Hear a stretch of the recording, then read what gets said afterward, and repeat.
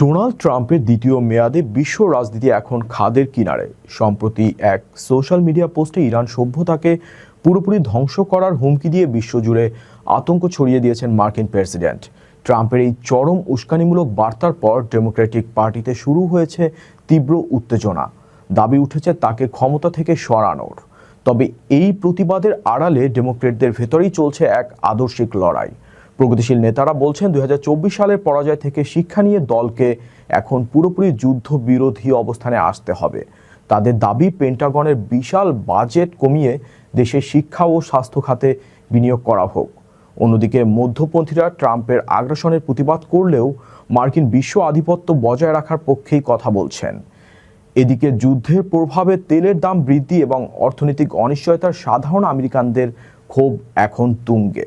ট্রাম্পের এই একতরফা যুদ্ধ কি আমেরিকাকে নতুন কোনো মহাবিপর্যয়ে ফেলবে, নাকি 2028 সালের নির্বাচনের আগে ডেমোক্রেটরা নতুন কোনো নেতৃত্বের মাধ্যমে ঘুরে দাঁড়াবে?